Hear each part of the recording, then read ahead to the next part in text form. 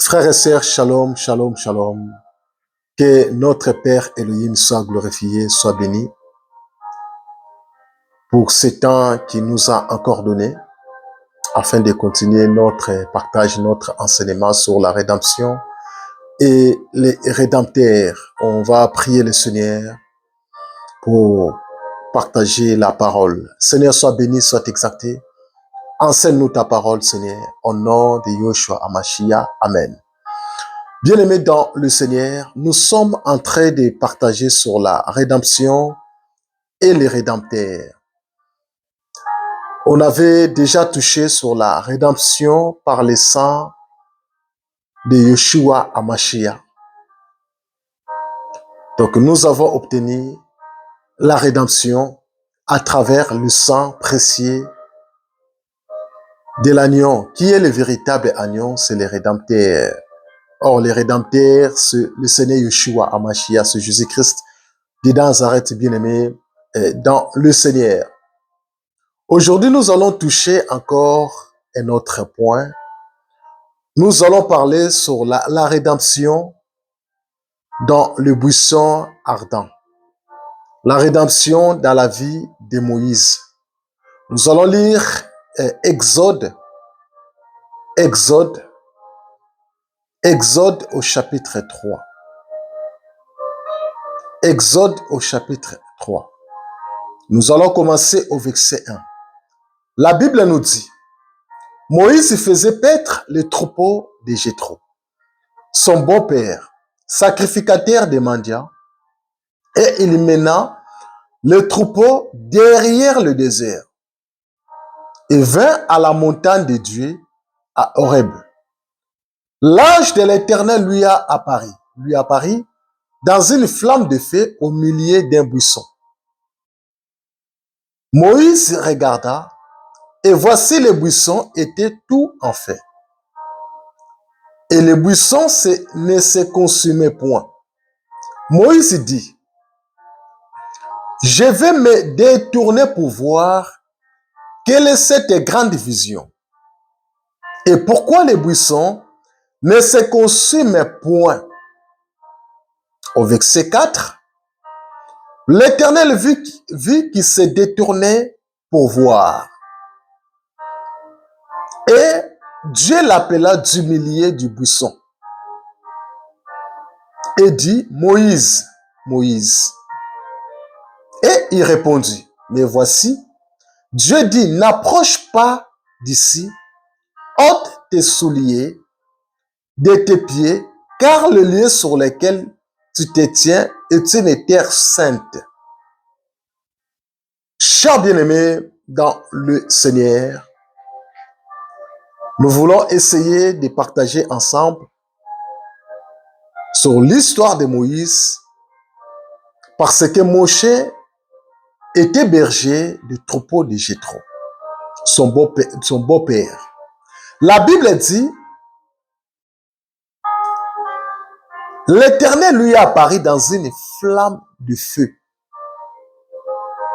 L'Éternel lui a apparu dans une flamme de feu au milieu d'un buisson. Donc, ce n'était pas n'importe quelle place, mais la Bible nous dit que c'était au milieu d'un buisson. Voyez, chers bien-aimés dans le Seigneur, la parole nous dit, Moïse regarda et voici le buisson était tout en feu et le buisson ne se consumait point. Moïse dit, je vais me détourner. Il voulait quand même voir ce qui s'est passé. Il voulait quand même se détourner pour voir les choses qui s'est passées. Et la Bible nous dit, pourquoi les buissons ne se consument point? Là, c'était la question de Moshe.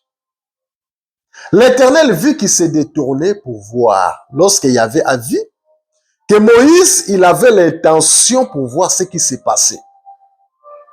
La parole nous dit, Dieu dit, n'approche pas d'ici. Yahweh a dit à Moïse, n'approche pas d'ici, ôte tes souliers. Notre problème ici, nous allons essayer un peu de partager sur ôte tes souliers de tes pieds, car le lieu sur lequel tu te tiens est une terre sainte. Voyez bien aimé dans le Seigneur.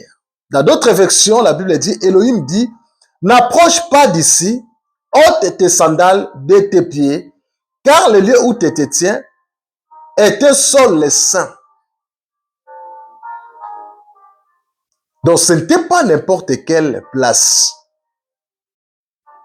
mais c'était le sol saint bien-aimé dans le Seigneur, les lieux saints. Et nous comprenons que dans le tabernacle est divisé en 3 parties. Nous avons les parvis, nous avons les lieux saints et nous avons les lieux très saints. Mais la Bible nous dit que le lieu que tu tiens est un lieu saint. C'est un lieu qu'une personne devrait être sanctifiée.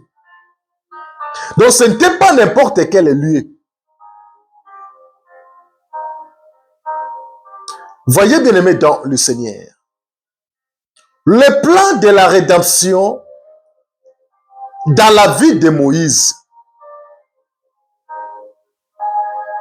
Lorsque Yahvé a apparu à Moshe, il a dit à Moïse, ôte tes sandales, ôte tes souliers. Pourquoi Yahvé a dit à Moïse de ôter ses souliers? Parce que ce n'était pas n'importe quel message. La Bible dit, la loi, le psaume et les prophètes ont parlé que de lui. Parce qu'il est écrit, vous sondez les Écritures, vous pensez avoir la vie en elles, or les Écritures témoignent de moi. Les Écritures parlent que de notre Seigneur Yeshua Hamashiach. Lorsque Moïse, Yahvé a dit à Moïse de ôter ses souliers, c'était prophétique. Parce que Moïse, il n'avait pas le droit de rachat. Moïse ne pouvait pas racheter le peuple. Il ne pouvait pas racheter le peuple d'Israël, ni les nations. Raison pour laquelle le Père Elohim avait dit à Moïse de ôter ses souliers.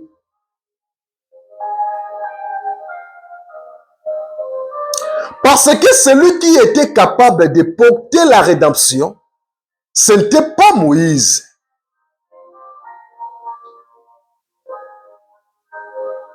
Voyez bien aimé dans le Seigneur. Or, celui qui porte la rédemption, c'est le Rédempteur. On n'est que le Rédempteur qui a le droit de rachat. Raison pour laquelle Moïse avait ôté ses souliers. Il avait ôté ses sandales. Parce que pour ramener le peuple d'Israël dans la terre promise, ça ne demandait pas Moïse. Ça demandait que le seul et l'unique véritable qui est le porteur du salut, c'est le Seigneur Yeshua Hamashiach. Raison pour laquelle l'Éternel a dit à Moïse, ôte tes sandales. Parce que le lieu que toi tu te tiens est un lieu saint. Donc pour aller dans la terre promise, pour ramener le peuple dans la terre promise, il faut que tu sois capable de porter le droit de rachat. Donc si tu as l'incapacité de porter le droit de rachat, tu ne peux pas porter tes souliers. Voyez bien aimé dans le Seigneur. Donc le plan de la rédemption dans le buisson. Donc le Père, il voulait nous expliquer, dans le buisson, il y a le plan de la rédemption. Donc, il est temps que le véritable rédempteur, lorsqu'il était venu sur la terre, était venu pour porter le salut. Il était venu pour racheter le peuple. Ok, nous avons un seul racheteur. Nous allons lire encore une écriture dans le livre de Matthieu. Lisons Matthieu. Nous allons voir Jean-Baptiste. Matthieu au chapitre 3. Nous allons le lire ensemble. Matthieu chapitre 3.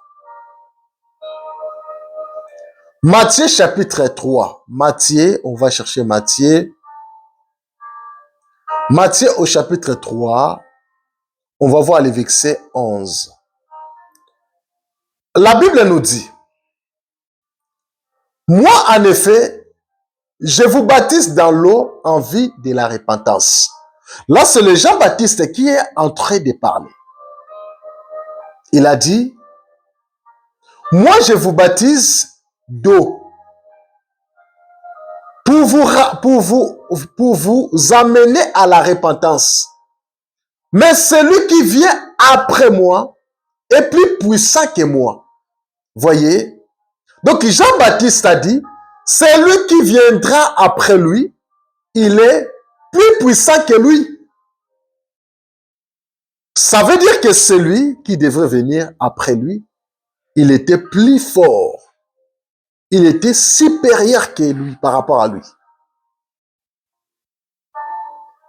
Parce que celui qui vient après lui, c'est celui qui a les capacités de porter le droit de rachat. Donc celui qui a les capacités de racheter un peuple. Parce que lui, il voyait qu'il était incapable de porter le salut aux nations, de porter le salut au peuple. Raison pour laquelle le Seigneur Yeshua Hamashiach, il était venu sur la terre. On va finir cette écriture bien, on va bien le lire. La Bible nous dit,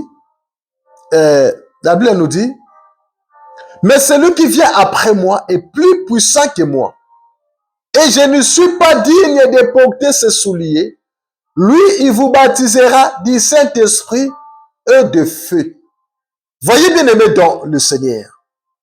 Jean-Baptiste a dit, je ne suis pas digne de porter ses sandales ou ses souliers. Parce que celui qui était digne de porter le salut, de porter la prédication de la croix, ce n'était pas des prophètes. Celui qui était capable de porter la prédication du salut, c'était que le véritable rédempteur qui est le Seigneur Yeshua Hamashiach.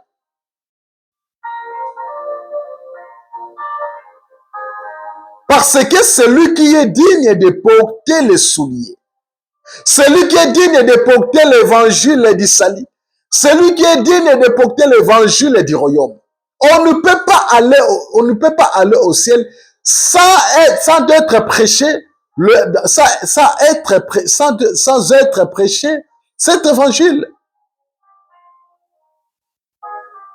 Voyez bien aimé dans le Seigneur.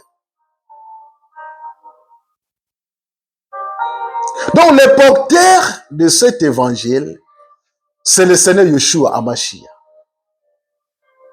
Jean-Baptiste a dit que celui-là, il vous baptisera de quoi? Du Saint-Esprit et du feu. Donc celui qui est digne de porter les souliers, à part lui, il n'y a aucun d'autre. Voyez bien aimé dans le Seigneur, personne sur la terre qui peut porter la rédemption pour te racheter. Nous allons prendre quelques exemples. Voyez par exemple l'histoire. On va voir dans Josué chapitre. On va voir Josué chapitre 5. On va voir chef de l'armée. Josué chapitre 5 au verset 15. La Bible dit, et le chef de l'armée de l'Éternel dit à Josué, ôte tes souliers de tes pieds, car le lieu sur lequel tu te tiens est saint. Et Josué fit ainsi. Pourquoi? Josué, il a respecté ce que le chef de l'armée lui a dit. Parce que tous les prophètes, tous les sacrificateurs, tous les rois, ils étaient incapables de porter les souliers pour ôter les péchés de l'humanité. Parce que pour que les péchés de toute l'humanité soient ôtés, ça demandait que les souliers se soient portés par celui-là qu'on appelle le Rédempteur, qui est le porteur de la rédemption. Voyez bien aimé dans le Seigneur. Dans Josué chapitre 9, on va lire Josué chapitre 9 encore. Josué chapitre 9 au verset 5. La Bible nous dit, ils portaient à leurs pieds des vieux souliers raccommodés et sur eux des vieux vêtements, et tous les pains qu'ils avaient pour nourriture étaient secs et miettes. Ce n'est pas le verset que je voulais. On va lire Jean chapitre 1. Jean au chapitre 1. Jean chapitre 1. Jean chapitre 1 au verset 27. Jean chapitre 1 au verset 27. La Bible nous dit, c'est celui qui vient derrière moi, il est passé devant moi. Je ne suis pas digne de délier les lacets de ses sandales.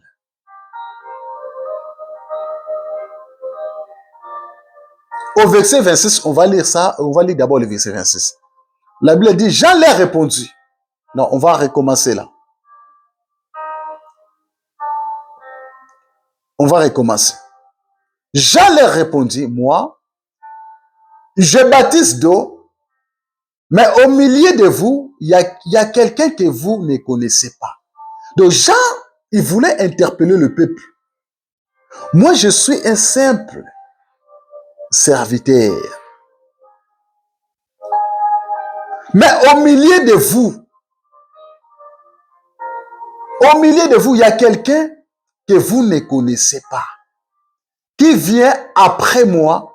Je ne suis pas digne de délier la courroie de ses souliers. Il n'était pas digne. Donc le porteur du salut, le porteur de la rédemption, n'est que le Seigneur Yeshua HaMashiach. Parce que Moïse, il n'avait pas le droit de rachat. Raison pour laquelle le Père Elohim lui avait dit de ôter ses souliers. Or, celui qui avait digne de racheter le peuple, de délivrer le peuple, de libérer le peuple, n'est que le Seigneur Yeshua HaMashiach. Parce que la loi, les puissants et les prophètes, ils étaient incapables de libérer le peuple. Ils étaient incapables de porter la délivrance au peuple. Raison pour laquelle le Seigneur Yeshua HaMashiach était venu sur la terre, afin de nous délivrer. Donc si aujourd'hui nous sommes délivrés, c'est à travers le Seigneur Yeshua HaMashiach, qui est le véritable rédempteur, parce que il avait porté la rédemption. Et nous avons obtenu la rédemption à travers l'œuvre de la croix.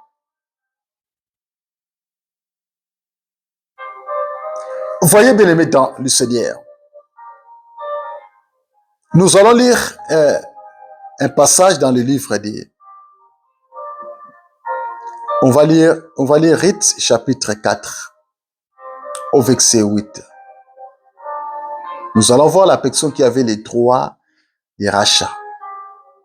La Bible nous dit au verset 7, autrefois en Israël, pour valider une affaire quelconque relatif à un rachat ou un échange, les leur ôtait son soulier et donnait à l'autre. Cela servait de témoignage en Israël. Au verset 8. Celui qui avait le droit de rachat dit donc à Boaz,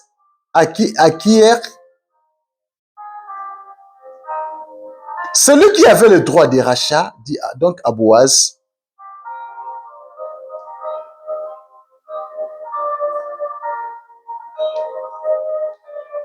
le verset 8, le racheteur dit à Boaz, achète-toi toi-même, et il ôta sa sandale. Voyez bien aimé dans le Seigneur. Donc, n'est que Boaz qui avait le droit de rachat parce qu'il était le plus proche, il était le plus proche parent. Raison pour laquelle Boaz, il avait pris Ruth comme sa femme. Parce que c'est lui qui avait le droit de racheter.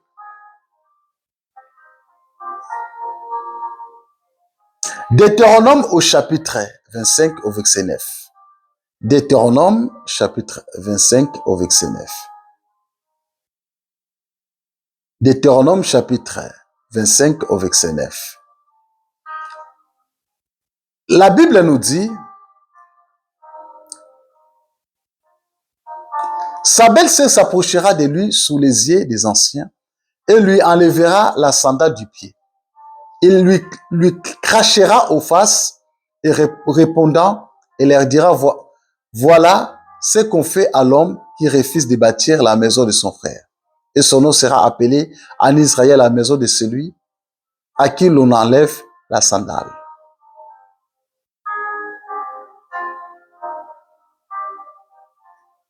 Là, c'était pour la continuité de la postérité. Nous allons essayer de décortiquer ça dans le prochain vidéo que nous allons faire. Nous aussi, par la grâce du Seigneur, si le Seigneur nous permet, nous allons parler sur les sortes des rachats. On va expliquer les rachats de la postérité, les rachats de la terre. On va expliquer les sortes des rachats. Soyez encouragés et fructifiés, bien-aimés dans le Seigneur. Au nom de Yeshua HaMashiach. Amen.